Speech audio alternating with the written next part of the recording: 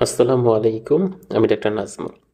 আজকে আপনারা স্ক্রিনে যে পেশেন্টটাকে দেখতে পাচ্ছেন, ওর যে ভিডিওটা এখানে চলতেছে, ও হচ্ছে যে সমস্যাটার জন্য আমার কাছে এসেছিল।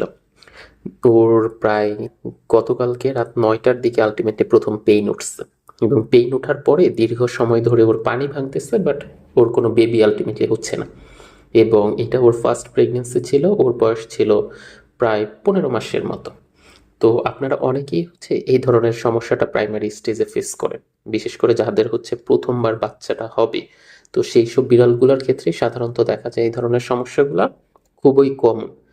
তো বেসিক্যালি আমি আপনাদেরকে একটু জানানোর চেষ্টা করব যে কেন এটা হয়, আর আপনাদের এই ক্ষেত্রে করণীয়টা কি। এরকম ধরনের পরিস্থিতিতে পড়লে আপনারা কি কি ধরনের ভূমিকা পালন করতে পারেন। সাধারণত দেখা যায় যে পানি ভাঙার কিছুক্ষণের মধ্যেই ওই ভ্যাজাইনাল এরিয়াটা পিচ্ছিল হয়ে যায়, এবং তারপরে হচ্ছে বাচ্চাটা বের হয়ে আসে। তো এটা হচ্ছে কমন ফেনোমেনা, মানে কমনলি হওয়ার কথা। কিন্তু অনেক সময় দেখবেন কি পানি ভাঙার পরেও দীর্ঘ সময় ধরেই বাচ্চাটা হচ্ছে না, মানে পানির পানির মতো ভাঙতেছে, এবং সাথে হচ্ছে কিছুটা ব্লাডও রিলিজ হচ্ছে, কিন্তু আলটিমেটলি বেবিটা বের হয় না। আবার কখনো কখনো আমার কাছে এরকম ধরনের পেশেন্টও আসে যে ফার্স্ট বেবিটা বের হওয়ার পরে বেশ অনেকটা লং টাইম কেটে গেছে, সেকেন্ড বেবিটা আলটিমেটলি হচ্ছে না। তো এই ধরনের কেসগুলা কেন হয়? এই ধরনের কেসগুলো সাধারণত হচ্ছে ডিস্টোকিয়া বলি আমরা মেডিকেলের ভাষায়, বা হচ্ছে অন্য কোনো ধরনের আলটিমেটলি অ্যাবনর্মালিটিস থাকতে পারে। তো এই জন্যে মেইনলি আমরা এই ধরনের সমস্যাগুলো ফেস করে থাকি। এখন যদি আপনি দেখেন এইখানে কিছু সাইন সিমটম আছে, যে সাইন সিমটমগুলো দেখে আমরা খুব হচ্ছে ইজিলি ডায়াগনোসিস করতে পারি যে আসলে কি ওর ডিস্টোকিয়া হয়েছে, মানে বাচ্চাটা অ্যাবনর্মাল পজিশনে আছে নাকি জাস্ট একটু লেট হচ্ছে। এই ধরনের পজিশনগুলো আমরা ভেটরা হচ্ছে একটু টাইম ম্যানেজমেন্টের উপর বেসিস করে তারপর একটা ধারণা পাই। যেমন আপনি যদি একদম প্রাইমারিলি বলতে চাই যে একদম প্রথমেই আপনি দেখলেন যে পানি ভাঙতেছে, কিন্তু তারপরেও প্রায় ৫ থেকে ৬ ঘন্টা হইছে, কিন্তু বাচ্চা আলটিমেটলি আসতেছে না। এই ধরনের কেসগুলোকে সাধারণত আমরা ডিস্টোকিয়া বলি, এবং বেসিক্যালি আমি সাসপেক্ট করি যে এই ধরনের কেসগুলো হয়তো বা ডিস্টোকিয়া রিলেটেড থাকতে পারে।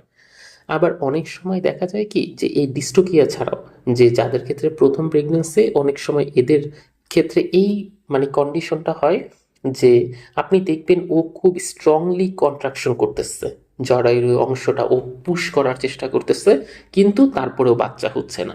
এখন দুইটা কিন্তু ভিন্ন ভিন্ন কেস।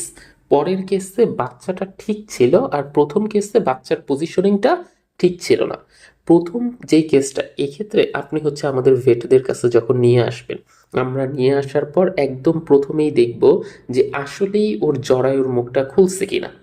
আমি বুঝাইতে পারছি তো হয়তো বা আপনাদের কে কথাটা, যে একদম প্রথমে ভেটের কাছে নিয়ে যাওয়ার পর ভেট দেখবে যে জরায়ুর মুখটা খুলছে কিনা। যদি জরায়ুর মুখটা খোলা থাকে তাহলে আলটিমেটলি বাচ্চাটা এখন কোন পজিশনে আছে সেইটা হচ্ছে দেখা, যেটাকে আমরা বলি যে কিটেন ম্যাল পজিশন, যে বাচ্চার পা বা মাথা এগুলো ভুলভাবে আটকে পড়ছে কিনা, বা আলটিমেটলি কোনো কারণে কিছুর সাথে প্যাচে আছে কিনা। এই কন্ডিশনগুলো সাধারণত আমরা দেখি।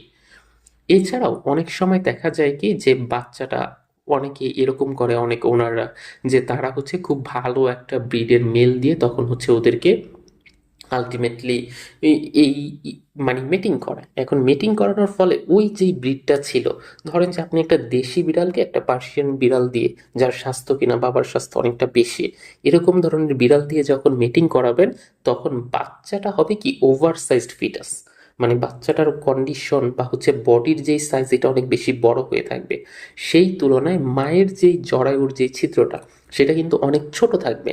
তো এইসব ক্ষেত্রে দেখা যায় কি ওই বাচ্চাটা বের হওয়ার সময় আটকে যায়। পজিশনিং ঠিক আছে, পা মাথার সবকিছুই ঠিক আছে, বাট মায়ের ন্যারো পেলভিসের কারণে তখন হচ্ছে, বা বার্থ ক্যানেলটা ছোট থাকার কারণে তখন বাচ্চাটা বের হইতে পারে না। আবার অনেক সময় দেখা যায় কি যে আপনারা খেয়াল করেন না, এইসব ক্ষেত্রে বাচ্চাটা হচ্ছে পেটের ভিতর মারা গিয়ে থাকে, এবং মারা যাওয়ার পর মামিফাইড ফিটাস বলি আমরা মেডিকেলের ভাষায়, যে বাচ্চাটা আলটিমেটলি শক্ত হয়ে যাওয়া। এই ধরনের কেস যদি ঘটে তখনও হচ্ছে দেখা যায় যে মা স্ট্রংলি কন্ট্রাকশন করে, বাট বাচ্চাটা আলটিমেটলি বের হইতে পারে না। তাছাড়া ধরেন যে মেইনলি এটা খুব বেশি পাওয়া যায় না, তারপরে হচ্ছে যখন আমাদের কাছে আসে প্রাইমারিলি হচ্ছে আমি আমার দিক থেকে হচ্ছে ইনজেকশনটা দেই, যে অনেক সময় হচ্ছে ক্যালসিয়ামের পরিমাণ মায়ের বডিতে অনেক কম থাকে। মা যখন প্রেগনেন্সি টাইমটা পার করে তখন হচ্ছে পর্যাপ্ত পরিমাণে যতটুকু ক্যালসিয়াম জাতীয় খাবার খাওয়া দরকার সেইটা ওর বডিতে না থাকার কারণে তখন আপনি দেখবেন যে এই ক্যালসিয়ামের অভাবজনিত কারণের মানে ফল হিসেবে অনেক সময় দেখা যায় যে বাচ্চাটা আলটিমেটলি বের হয় না, কারণ এটা মাসেলের সাথে কানেক্টেড। এ ধরনের সমস্যা হয়। আর অনেক আগে এরকম একটা পেশেন্ট পাইছিলাম যে আলটিমেটলি ও অনেক বেশি প্রেশার দিচ্ছে, প্রেশার দেওয়ার কারণে ইউটেরাইন রাপচারের ঘটনা ঘটছে, মানে ইউটেরাসের ওইখানে হচ্ছে ছিঁড়ে গেছে বা কোনো অন্য কোনো ধরনের অবস্ট্রাকশন হইলে তখনও সাধারণত এই ক্ষেত্রে দেখা যায় যে এটা নর্মালি হচ্ছে বাচ্চাটা হইতে চায় না। তো এতক্ষণ আমি আপনাদের কতগুলা কারণ বললাম। এখন এই কারণগুলার তো হচ্ছে হইলে বাচ্চাটা হইতে লেট করবে। আপনাদের করণীয় কি বাসায়? প্রথম অবস্থায় আপনারা কয়েকটা বিষয় হচ্ছে একটু খেয়াল রাখবেন যে মা এখন বর্তমানে কোন কন্ডিশনে আছে এবং কখন হচ্ছে প্রথম ওর এই পেইনটা উঠছে। আপনি যেমন খেয়াল রাখতে পারেন মা কি একদম বেশি দুর্বল হয়ে গেছে, মায়ের শরীরে কি কোনো জ্বর আসছে, বা হচ্ছে ও বারবার ওর ওই ভ্যাজাইনাল এরিয়াটা লিক করতেছে কিনা, এই ব্যাপারগুলো আপনি খেয়াল রাখতে পারেন। কারণ কিছু কিছু ওনার আমার কাছে এসে বলে যে স্যার ও তো একদম বেশি দুর্বল হয়ে গেছে, আবার কেউ কেউ বলে যে না স্যার ও বেশ ভালো অ্যাক্টিভই আছে, তো এখন আমরা আসলে করণীয় কি? এই জন্যে প্রথম অবস্থায় আপনি দেখবেন যে এই পেইনটা প্রথম কখন উঠছে। তার পরবর্তীতে আপনার দেখার অবস্থা হচ্ছে যে মায়ের এখন বর্তমান বডি কন্ডিশনটা কিরকম আছে। এই ধরনের হচ্ছে বেসিক্যালি অনেকে করে কি, যেমন অনেকদিন আগে এরকম একটা পেশেন্ট পাইছিলাম যে উনি গ্রাম্য ডাক্তারকে আলটিমেটলি দেখাইছে এবং গ্রাম্য ডাক্তার পশু পাখির যে ইঞ্জেকশনগুলো আছে সেগুলোকে আলটিমেটলি পুশ করে দিচ্ছে, সে না বুঝে, মানে যেটাকে আমরা বলি হাতুড়ে ডাক্তার। তো তখন এই ধরনের পজিশন আরো কমপ্লিকেশন তৈরি করে এবং এই ধরনের পজিশনে মানে আপনি কখনোই এরকম কিছু করবেন না। আপনি প্রথমেই যখন এরকম একটা সমস্যাকে ফেস করতেছেন তখন একজন রেজিস্টার্ড ভেটের সাথে কথা বলবেন। উনি হচ্ছে কখন কন্ট্রাকশন শুরু হয়েছে, কখন থেকে পানি ভাঙতেছে, বা এর আগে বাচ্চা দিলে কয়টা বাচ্চা দিচ্ছে, এই ব্যাপারগুলো হচ্ছে উনি ফার্স্টে জেনে নেবেন। বুঝতে পারছেন? তো এই ব্যাপারগুলো জেনে তারপরে হচ্ছে আপনাকে প্রাইমারিলি, যদি এইটা উনি মনে করেন যে না পজিশন আলটিমেটলি ঠিকই আছে, আমি নর্মালি ওকে জাস্ট কন্ট্রাকশন বাড়ানোর ইঞ্জেকশন করে দিলেই ওর বেবিটা হয়ে যাবে, সেক্ষেত্রে আপনাকে উনি ওটা করবেন। এবং যদি উনি মনে করেন যে না পজিশন ঠিক নাই, অ্যাবনর্মাল কোনো পজিশনে আসছে, সেক্ষেত্রে আপনি দেখবেন যে আপনাকে উনি ওই ইয়ার না দিয়ে, মানে নর্মালি হচ্ছে ওই ইনজেকশন না দিয়ে তখন সি সেকশন বা সিজারের পরামর্শটা দিবেন।